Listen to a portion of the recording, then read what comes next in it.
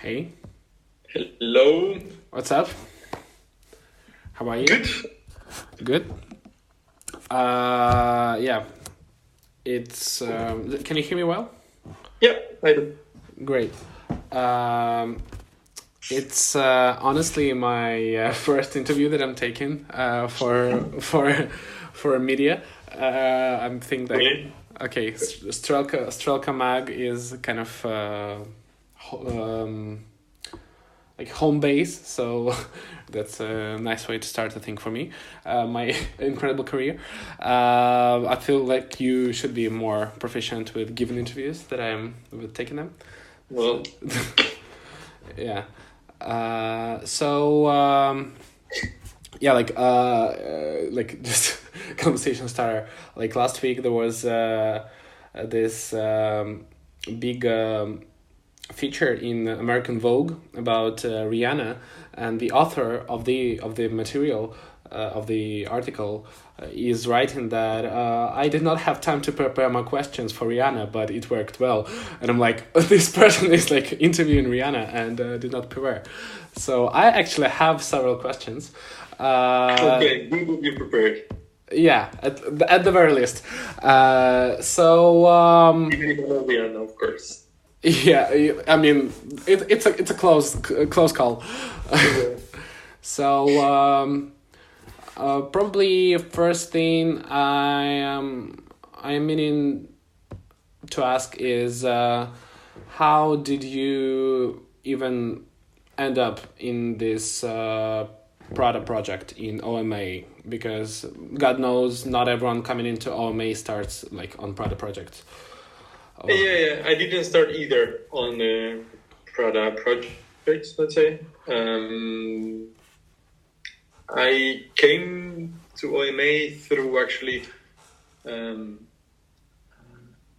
a project that I was doing for the Biennale in Venice when OMA in 2014 was the curator of the Biennale.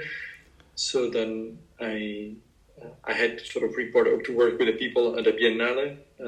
I was working for one of the installation of Molitalia. So that's the place that I got in touch with a lot of people from OMA, and where also I had my interview, and then that led me to the office. But the moment I arrived at the office, I worked on different projects. I worked on High Rise, so I worked on a theater, and then I worked for another project in Russia. No, maybe that was after, but anyway. And then at some point I landed on the team of Ippolito, who's the partner in charge. He's the Italian partner of the OMA, but he's also the partner in charge of a lot of the project that I'm working on. And he's the one overseeing all the product production, and that I have to report. And then I started working with his team. He was also the curator of Monditalia, so in a way, kind of, I knew him a little bit from outside. And then I joined the team for working on the project for the Ministry of Sound, which is this discotheque in London that was kind of asked to have a new. They had to move for some reason in London, and therefore they were asking the office to sort of investigate what a move or what is the future for the discotheque. So it was quite an interesting research on nightlife or contemporary nightlife that had to lead to an architectural project. And then since there was also a moment of turnover for the team. There were people that have been in the team for a long time, and they were sort of in a moment of transition. So I was in the team, and I started being involved. And then since then, we slowly become together with Giacomo Martesio. This is another Italian. We pretty much started together. We were both quite an expert, and then slowly we took over the whole, let's say, project and production on the different sites.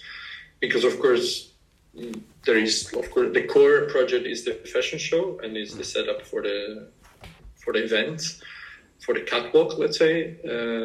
But there is also a number of other projects that are happening around it. There is a video project that happening before and after. So there are teasers that we produce based, let's say, on the mood or the feeling of the atmosphere of the show. And then there are other that there are more happening after, that are more, let's say, related to the collection or to sort of broadcast the collection in the show space. Sometimes we get also to do some other smaller project, like, the invitation, rather than some special edition of prints for the t-shirt or for the garments of the collection. Sure. So it can be very broad and on very different scales, but it makes the work very dynamic and very diverse.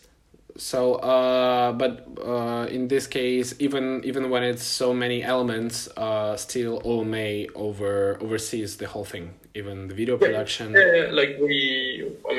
We work on that. Of course, we work for many of the projects that we do with them. We work in quite close relationship with their teams, because, for example, Prada has an engineering team that is our, in a way, reality check of our ideas. They help us to sort of define the budget. They found the company to work with, so they might launch tender or do research in terms of materials. So they're very active more on the production side, and they're also based in Milan, so they can really be. They're our everyday interface, let's say, for the project. And the same is happening also, for example, with the Department of Graphic Design. So if we design something, of course, we always collaborate with them or discuss with them things. And that's happening, for example, for the video, and as well for everything that we design for garments and stuff, because we don't have such knowledge. So we kind of produce a product that then they finalize in a way, especially when it goes on printing or on clothing. We are rather, we produce elements that then goes in their hand, that they have the final touch, if you want. I see. So it's tight relationship, I think. Yeah, great relationship with a very different part of the company. So it's because the company is big and it has many different departments. Yeah. And this to achieve this kind of synergy between two companies, how long has it taken the relationship to take? I mean, it's a very long-lasting relationship. I think it's quite peculiar in the world of architecture and fashion, because often fashion has also this need of a new image or having like a new feel. So sometimes like changing also the agency that you work with, it can be a boost in that. But I think they're like, of course, the project started way before I came here. I was actually probably even in start studying architecture when the collaboration started. I see. But I think the office really worked, and our team in this case, to sort of try to reinvent and trying to feed them with a lot of ideas that are not really only spatial, but sometimes it's also about like bringing out themes, bringing out like current obsession of the office, themes that might sounds quite new and interesting to discuss and to address through a show. So the show, often we discuss like reference images, movie stills, topics that they arrive a little bit before the real set. So it's more to find a common ground and a theme and a concept that then might be developed in all these other projects that I was telling you. Okay, so it's not strictly, let's say, the exercise or the project itself is not strictly architectural. Of course it is. In the end, it's an architectural project. It's a setup design project. But then often, if you read the press release or how they define a collection, they try it and we try it constantly to have, let's say, an agenda or something that we try to address with the set. So if each design has an agenda or a theme, is it something that OMA proposes, or does it come from Prada? The idea or the style? Normally, the way that the relationship is or the collaboration is sort of set is there when we actually meet for the first time for the season, let's say, when we have this so-called kickoff meeting of the season, is actually the first time for them to start thinking about the season. Mm-hmm. Because it's a bit unusual probably, but the fashion takes a bit less long than the build-up of a set. Yeah. So when we start discussing the architecture, sometimes it's really the first time also for them to start thinking about the season itself. I see. And in that sense, it's quite challenging because we have to prepare a number of concepts and ideas that are very diverse in terms of like feeling, atmosphere, and also in the way that it could be developed in the space. But it's also a quite interesting conversation. It's like sometimes it's really like the set also get defined at the table, sort of taking a piece of one idea, a piece of another one, and Googling things while we're discussing the topic. Sometimes they might love an image that we have in our documents and that become, let's say, the whole driving idea of the whole process. Sometimes they don't like anything. They ask us to go back to Rotterdam and to come back with something better. With something better, which is very challenging. But yeah, this is in general. It's rarely we get a brief. Let's say the brief that we have most of the time is very technical. So, is the number of people we have to sit? Is the number of photographers that need to be in the room? And then all the rest, let's say, is really a collaborative process. How often it's defined, the collaboration the office often define a collaboration with Prada, OMA for and with Prada. And it really speaks about this collaborative way that we never really go imposing some ideas, and often they also don't really come imposing their ideas, but it's really like a process of finding research, discussion, and try to enrich both sides. So, and what is your personal role in this? What is your like vision, and what do you feel like is your most important contribution to this process? I mean, of course, we together with Giacomo, we overseeing the team. So it's like you have an active role in, of course, defining or controlling this process, which is a process that is not very linear. So it's also there are not established rules that you can apply, or sometimes you can have a bit, given the experience and the fact you know what might work or what probably wouldn't work. But it's very hard to define, for example, in this moment of like we're doing now, like where we start doing research and findings, what's interesting, what's relevant, what's the agenda, what the people are discussing. It's very hard to define what is relevant and what's not relevant, because many things may be taken from different angles. They might become extremely important for them. I see. So it's and then of course I have like, let's say, leading the team. Then you have all the communication part that is part of the project, because of course you have to communicate, as I was telling you, with all these different departments, and then you have to develop the project. It's also like, of course, you define a concept, but then you need also to implement it as a set, which is normally what's happened after your image freeze. You still see me? Yeah, I see you. Yeah. I can hear you. I can hear. Okay. I see you. Yeah. Oh, no. Yes. Good. So had you been interested in like, had you known this world of fashion before the project, before becoming part of this team? No, but I don't think we really. I mean, of course, we work for a fashion luxury brand, but I don't think really we're dealing too much with fashion. Like, it's really like we have our own position that is more of architects, or let's say, if you want, a creative agency, because sometimes we really provide a lot of services that are not strictly related to architecture.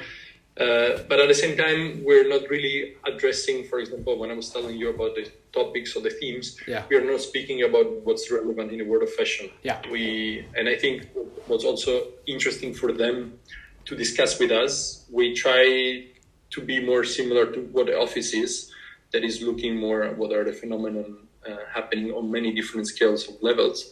And then, of course, the set can be a tool to discuss them or to address them, but it's not that is the starting point, is to think about where the fashion is going and what's happening with fashion. And so I think no one in the team is really like an expert in fashion. Okay. When we discuss and people tell us about like other brands or what is happening, of course we are updated on what's happening around us because it's relevant to know it. And there are other fashion agency or brands that they do beautiful sets and beautiful shows. But it's more, let's say, the architectural setup that we're fascinated from, rather than the whole discussion about the collection. Of course. And just to sort of, for example, while we develop, let's say, we define a concept in the kickoff meeting, and then we start developing the set. And throughout the whole process, we don't know anything about the collection, for example. So it's really the person we talk to is separate projects. Miss Prada and Fabio. Fabio is the art director of both Prada, the creative director of both Prada and Miu Miu, and Miss Prada, of course, that they are really on top of every decision and every choices. So they're really active throughout the whole process and very much involved. So they constantly see the weekly updates, they give feedback, they check things. And they're also, of course, on top of the production of the fashion collection. but this is a side, for example, that we don't know anything. So sometimes when we are at the show, because of course we are there also in the day before for the build-up, so to see also the show, it's the moment that we see the set and the fashion and the clothes meeting, and sometimes it works because you create, without knowing, of course, the best environment or the best set for a character to move in. Sometimes it's actually the other way around. So it's sort of, you create an environment, you create a friction with the fashion collection, and then somehow the fashion stands out. But then often we might have some speculation of how the collection might look, because at some point they might come with very specific requests or comments. Please do everything red. But for the rest, there is rarely we have an understanding of how the collection will be. So each time is a gamble. Yeah, it's more a surprise. Let's say our job most of the time is done at that point. So it's. I see. It's really peculiar. Like I think for a lot of people it would be surprising to find out that the like set designers did not know what the clothing would look like. No, but it's really like, I think it's something done in purpose to sort of keep the two entities sort of working and creating ideas without really having such an overlap. And then the overlap sometimes really happens, sometimes doesn't. Like it's also the way they decide to define it. Do you think people designing the clothes know what's the environment look like? Sorry? Do you think people who design the clothes know what the environment is going to look like?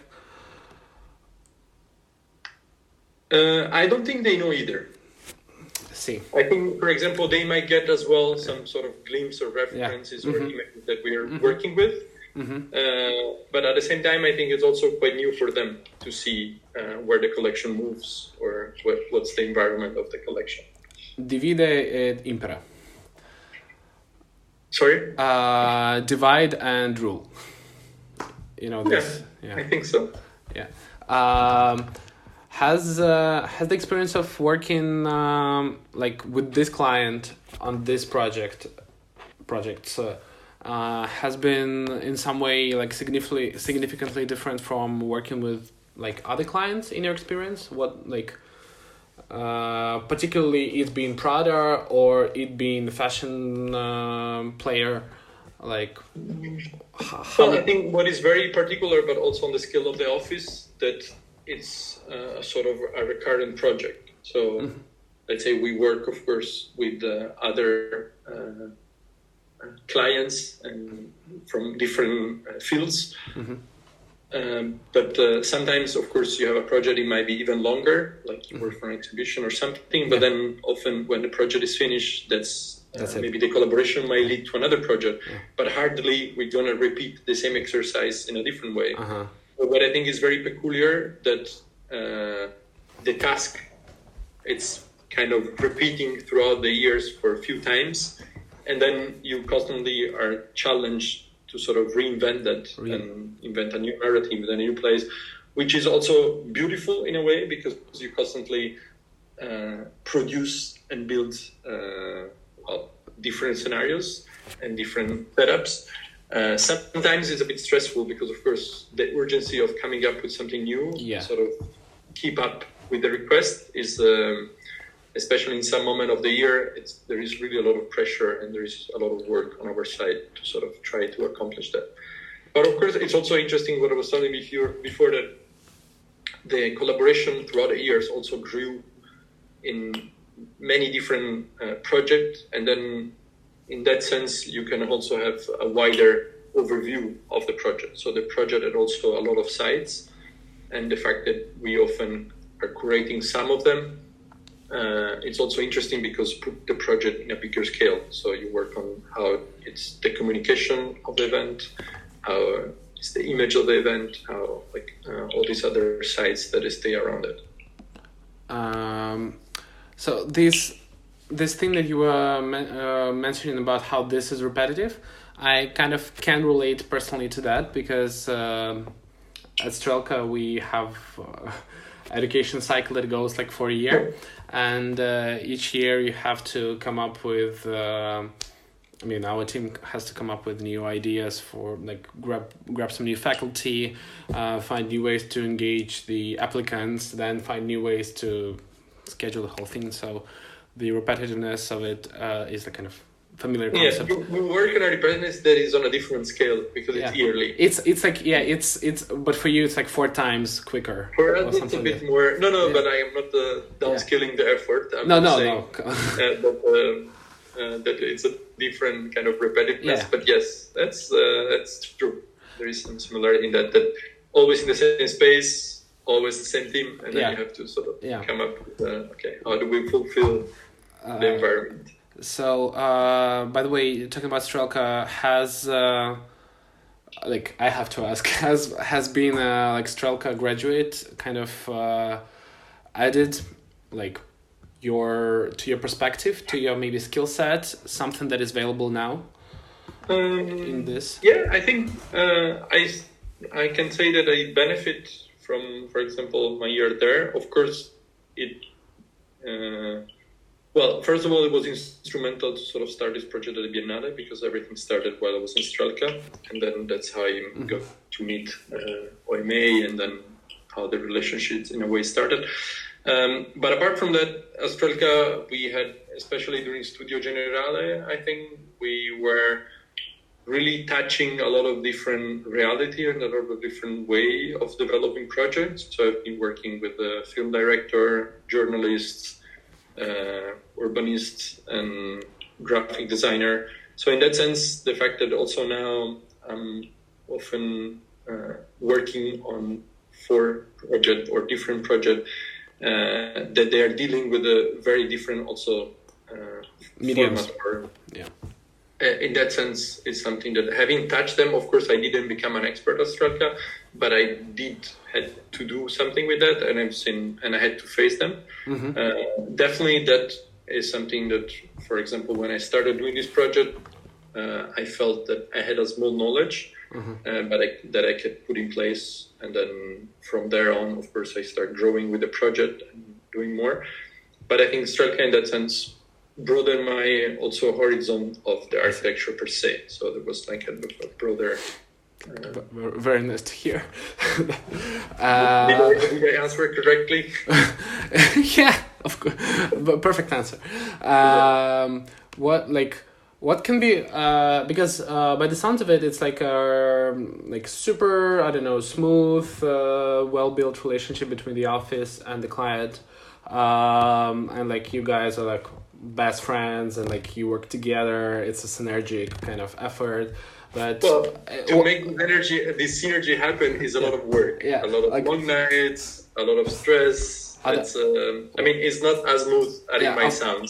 Of course, like a lot of frustration sometimes. But what are like I don't know, hidden catches here? What can go wrong in a project when it's a fashion show? What can go wrong? Well, everything can go wrong.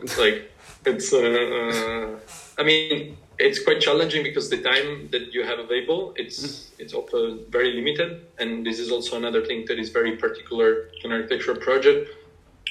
When you start, you already know when it has to happen, which of course happens sometimes also with exhibition and things.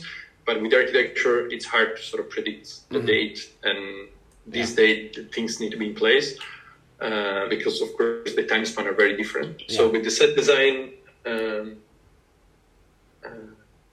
it's a bit more set and it's a bit more things. So many things can go wrong. Like you can work maybe for a month on a set and then suddenly they say that they don't feel that it's working anymore. And then things has to suddenly be restarted with a month of delay in a project that maybe lasts 2 months and a half. It's not about you, it's them. Sorry? It's not about you, it's them. Well, but then it's about you to sort of make it work. Also about you to sort of not being that convincing throughout the process.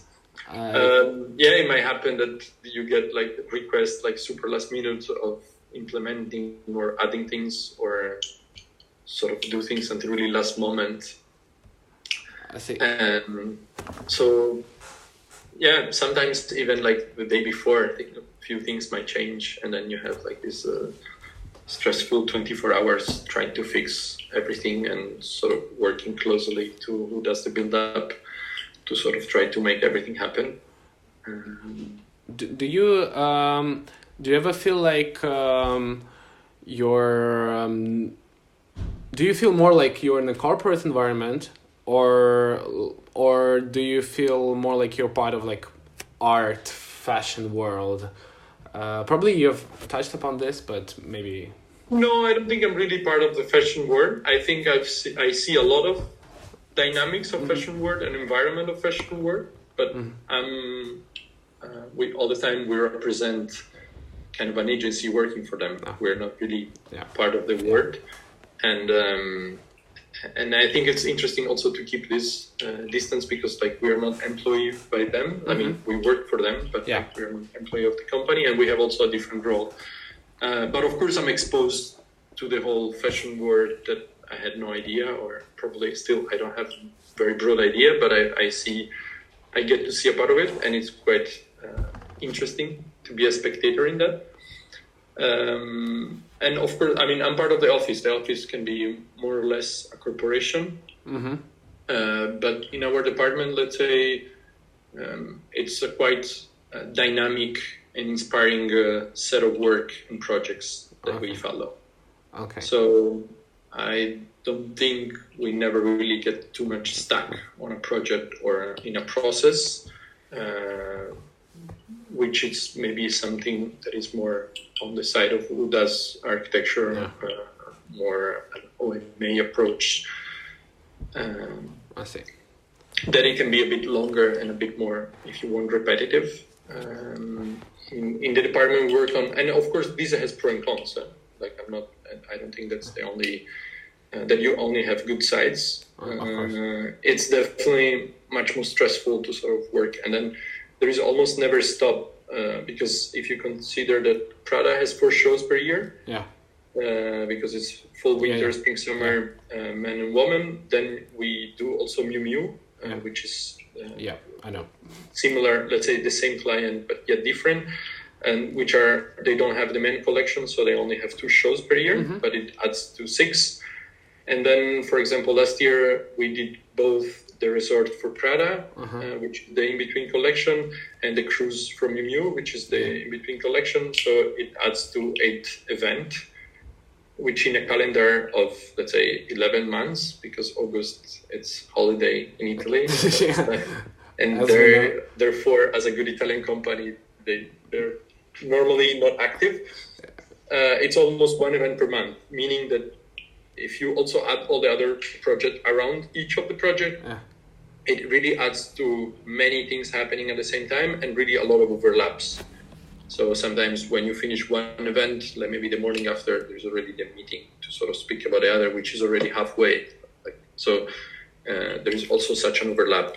And in that sense, it's extremely dynamic and exciting, but also tiring, because sometimes with our project, you have a lot of intensity, but then you finish it and there is a moment of breathing. Here, sometimes it's really like to finish a season. On to the next one.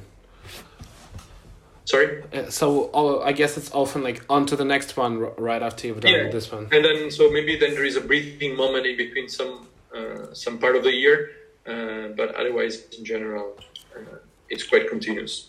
And then, for example, last year, on top of this, for example, 8 shows, we work on a quite interesting project that is called Prada Invites. That is still for them. I mean, I'm only speaking about a project for them. I wouldn't. I mean, we work also on exhibition for other clients.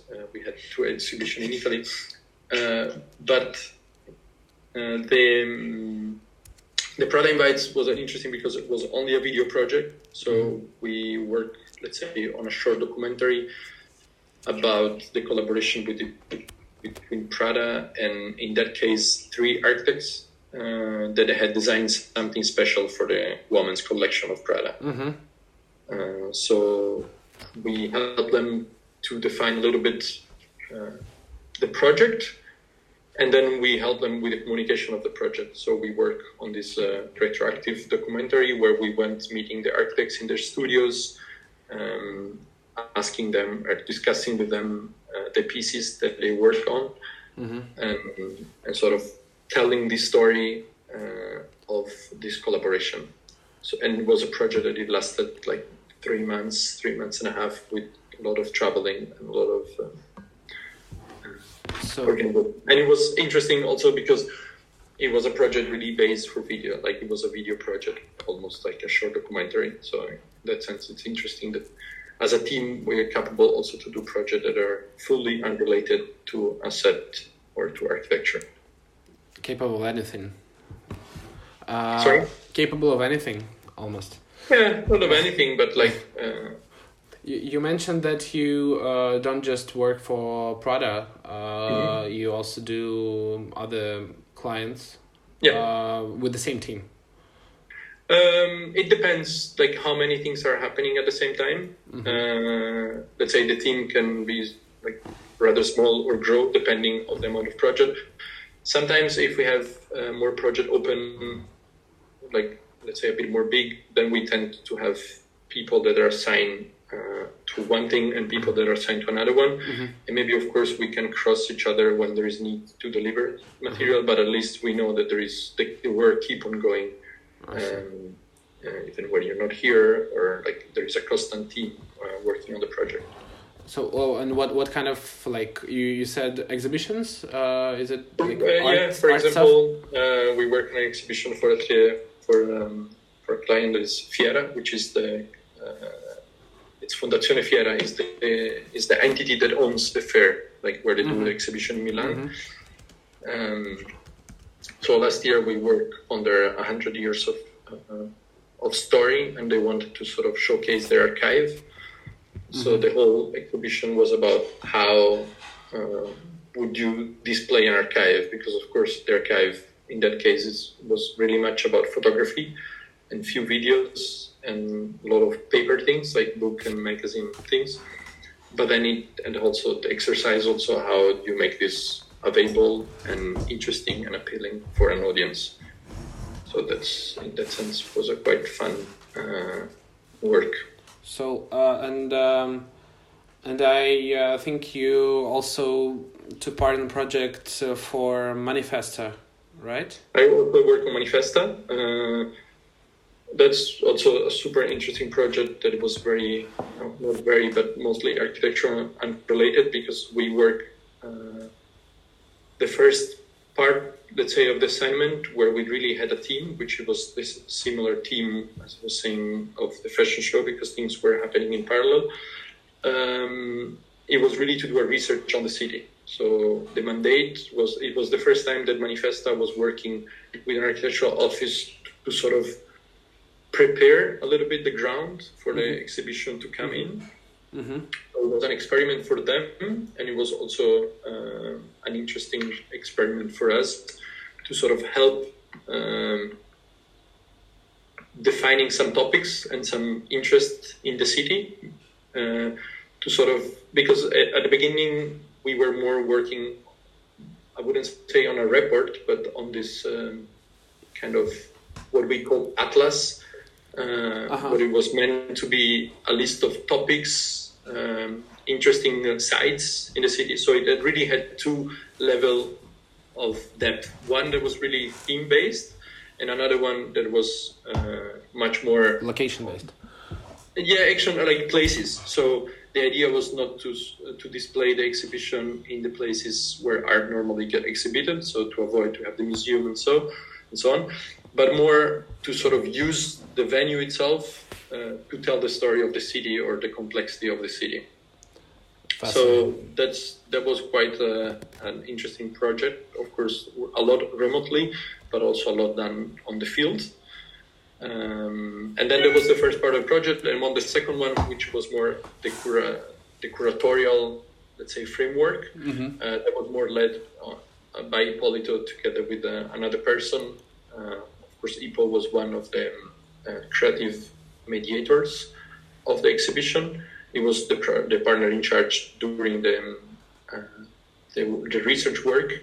But what was interesting, and was not meant to be like that, then this atlas that we prepared, it was meant to be, let's say, an internal document or like a tool to sort of to discussion, or like our findings handed out to the clients. Then it became also the catalog of the exhibition. That was not meant to be like that since the beginning. So it was throughout the interest, it grew.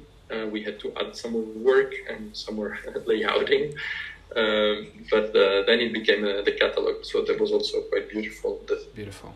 It became like a real publication. Yeah, I think I saw the pictures. I think one, like, because we've actually, like, I've taken a lot of your time already. Maybe a question: what was your personally favorite project you've done here?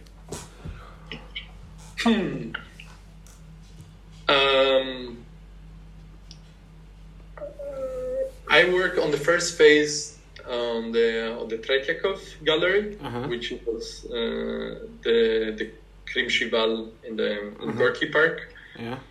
And that, I think, it was one of the most beautiful projects, but especially because I had this kind of attachment to the building. We did also some strike activity in the building, and so the fact that I had then to work on more an architectural level in here, that was very architectural project.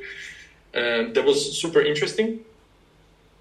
And then, of course, like, yeah, I don't have a favorite show. I have a show that I might like or not because of many different factors. But the show is too easy. Like, that's easy. Too many. Okay. Okay. Thank you.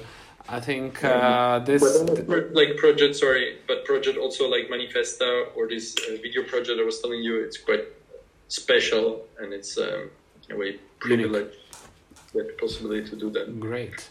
To do them from here and to sort of have this time to sort of researching and constructing a narrative around the project. I see. This is perfect. I think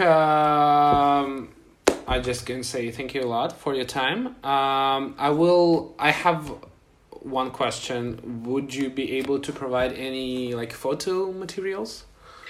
Yeah, it needs to go through the office, but I think it should be. Yeah, I mean, we don't have like any particular, like, whatever you consider most interesting. Or like high-power thing. Would you mean? Would you like to have some photo of the shows? Yeah, maybe like photos of you on the set with the guys, like, checking out the design, like how did it match up or not match up with the sketches. I don't think I have that, but I can look. Yeah, maybe a couple of photos of the shows. Maybe like some photos from Manifesta. Like we can discuss it like tomorrow or whatever. Maybe, I mean, what would be nice is maybe if you send me a draft for what you're writing, so then I can sort of maybe I'll do that. I hope I can transcribe it like even tomorrow. Okay. So if you sort of structure a little bit the conversation, then we can also decide which image goes with what. Okay. And then I can provide you the images, and then I can add or sort of just to like, it will not be like a super huge like article like on I mean, no worries, like that's I think, I don't know if you have seen it, but there is a very nice article on 032. Yeah, you know that. Yeah, I know that. Okay. I read it, like, thanks for sharing it, like, I think it was 2 years ago, even before I came to work, when we were doing the survey of alumni, and you followed up with that. Then I came like to work at Strelka like 3 or 4 months later, and I was like handed this bunch of information about alumni, and like Vlad like make sense out of it all. I'm like, okay, and this guy's doing Prada, and it's just like a lot of alumni do like a lot of so like different, various stuff, and I just like it was more for you because it also talks to IPO, it talks to REM. So for you to have like an overview of this, you can also find other information in there.